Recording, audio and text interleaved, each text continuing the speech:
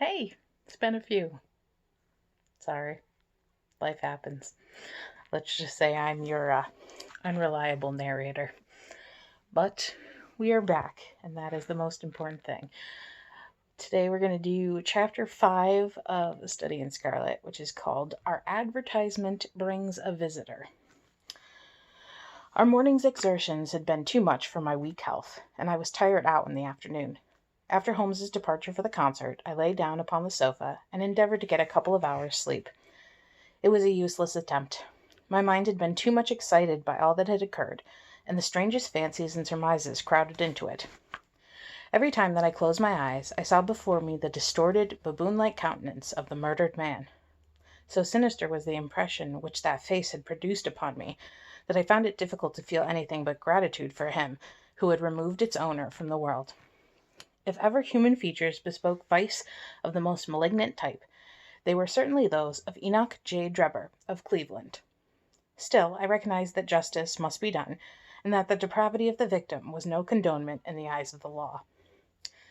The more I thought of it, the more extraordinary did my companion's hypothesis that the man had been poisoned appear. I remembered how he had sniffed his lips, and had no doubt that he had detected something which had given rise to the idea.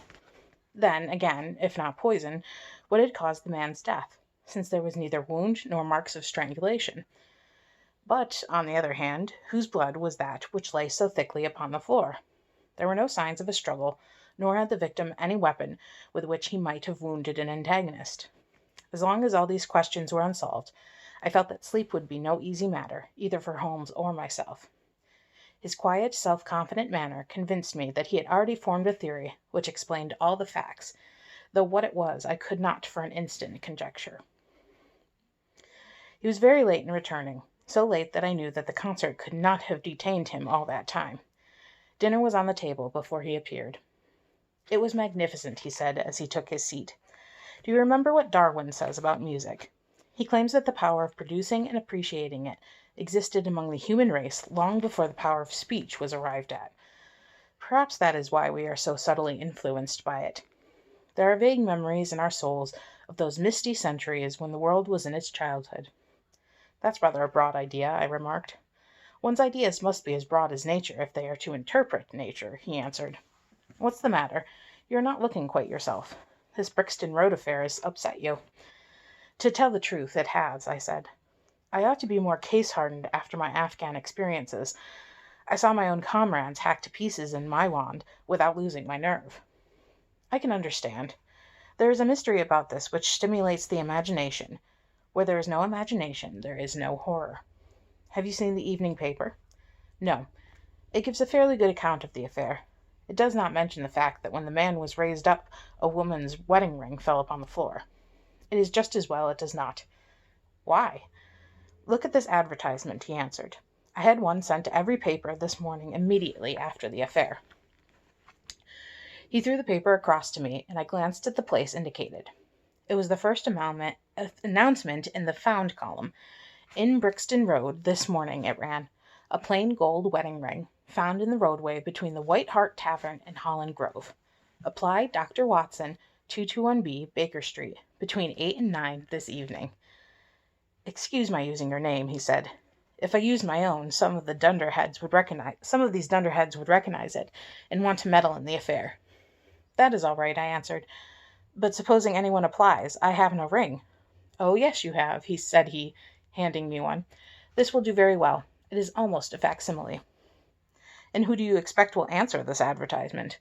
"Why, the man in the brown coat, our florid friend with the square toes. If he does not come himself, he will send an accomplice." "Would he not consider it as too dangerous?" "Not at all. If my view of the case is correct, and I have every reason to believe that it is, this man would rather risk anything than lose the ring. According to my notion, he dropped it while stooping over Drebber's body, and did not miss it at the time. After leaving the house, he discovered his loss and hurried back, but found the police already in possession, owing to his own folly in leaving the candle burning. He had to pretend to be drunk in order to allay the suspicions which might have been aroused by his appearance at the gate. Now put yourself in that man's place. On thinking the matter over, it must have occurred to him that it was possible that he had lost the ring in the road after leaving the house. What would he do then? He would eagerly look out for the evening papers in the hope of seeing it among the articles found. His eye, of course, would light upon this. He would be overjoyed. Why should he fear a trap? There would be no reason in his eyes, why the finding of the ring should be connected with the murder. He would come. He will come. You shall see him within an hour. And then? I asked. Oh, you can leave me to deal with him then. Have you any arms? I have my old service revolver and a few cartridges. You had better clean it and load it. He will be a desperate man, and though I shall take him unawares, it is as well to be ready for anything. I went to my bedroom and followed his advice. When I returned with the pistol, the table had been cleared, and Holmes was engaged in his favorite occupation of scraping upon his violin. The plot thickens, he said as I entered. I have just had an answer to my American telegram. My view of the case is the correct one. And that is? I asked eagerly. My fiddle would be the better for new strings, he remarked. Put your pistol in your pocket. When the fellow comes, speak to him in an ordinary way. Leave the rest to me. Don't frighten him by looking at him too hard. It is 8 o'clock now, I said, glancing at my watch. Yes, he will probably be here in a few minutes. Open the door slightly. That will do. Now put the key on the inside. Thank you. This is a queer old book I picked up at a stall yesterday. De Jure Intelligentes, published in Latin at Liege in the Lowlands in 1642. Charles's head was still firm on his shoulders when this little brown-backed volume was struck off. Who is the printer? Philippe de Croix, whoever he may have been. On the fly-leaf, in very faded ink, is written Ex Libris Guillemly White. I wonder who William White was. Some pragmatical 17th century lawyer, I suppose. His writing has a legal twist about it. Here comes our man, I think. As he spoke, there was a sharp ring at the bell. Sherlock Holmes rose softly and moved his chair in the direction of the door. We heard the servant pass along the hall, and the sharp click of the latch as she opened it. Does Dr. Watson live here? Asked a clear but rather harsh voice. We could not hear the servant's reply, but the door closed, and someone began to ascend the stairs. The footfall was an uncertain and shuffling one. A look of surprise passed over the face of my companion as he listened to it. It came slowly along the passage, and there was a feeble tap on the door. "Come in," I cried. At my summons, instead of the man of violence whom we expected, a very old and wrinkled woman hobbled into the apartment. She appeared to be dazzled by the sudden blaze of light, and after dropping a curtsy, she stood blinking at us with her bleared eyes and fumbling in her pocket with nervous, shaky fingers. I glanced at my companion, and his face had assumed such a disconsolate expression that it was all I could do to keep my countenance. The old crone drew out an evening paper and pointed at her advertisement. "It's this as has brought me, good gentleman," she said, dropping another curtsy. "A gold wedding ring in the Brixton Road. It belongs to my girl Sally, as was married only this time 12 month, which her husband is steward aboard a Union boat, and what he'd say if he comes 'ome and found her without a ring is more than I can think, he being short enough as at the best of times, but more specifically when he has the drink. If it please you, she went to the circus last night along with—" "Is this her ring?"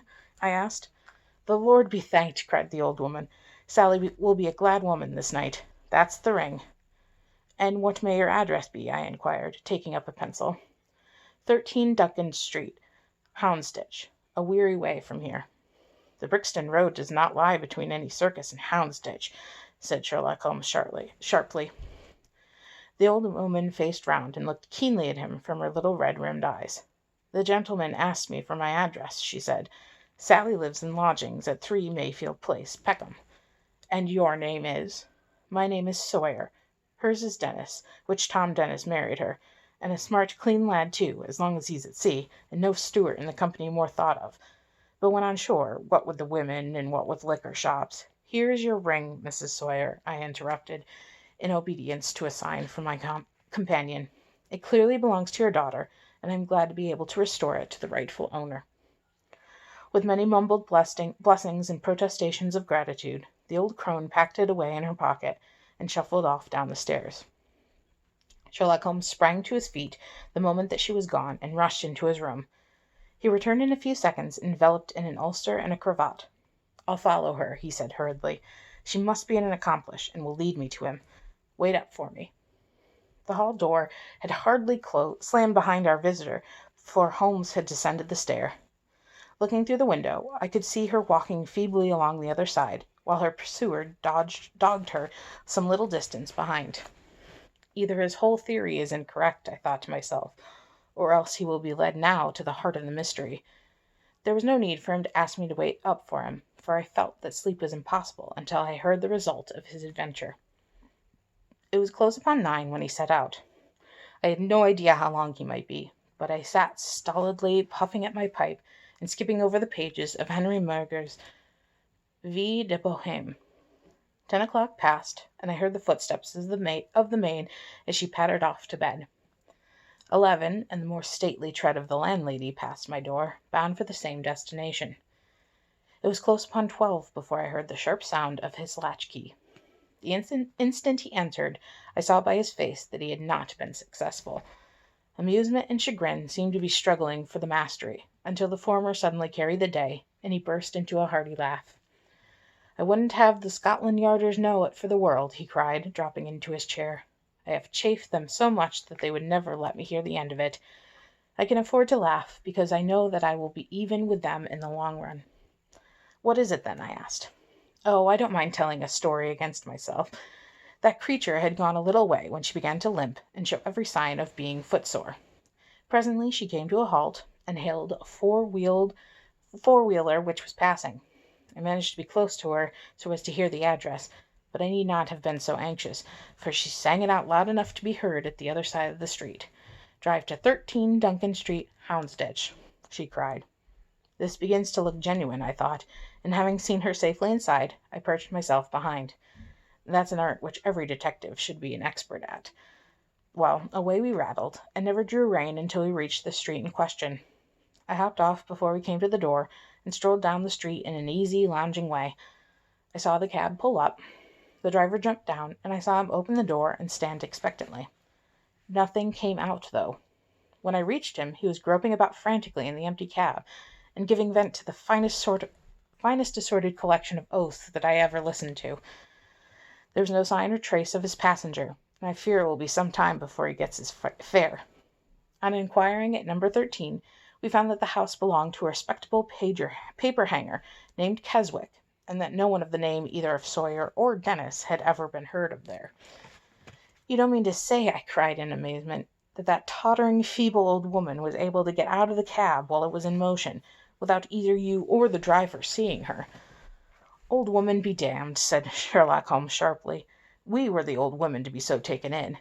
It must have been a young man, and an active one, too, besides being an incomparable actor. The get-up was inimitable. He saw that he was followed, no doubt, and used this means of giving me the slip. It shows that the man we are after is not as lonely as I imagined he was, but has friends who are ready to risk something for him. Now, doctor, you are looking done up. Take my advice and turn in." I was certainly feeling very weary, so I obeyed his injunction. I left Holmes seated in front of the smouldering fire, and long into the watches of the night I heard the low, melancholy wailings of his violin, and knew that he was still pondering over the strange problem which he had set himself to unravel.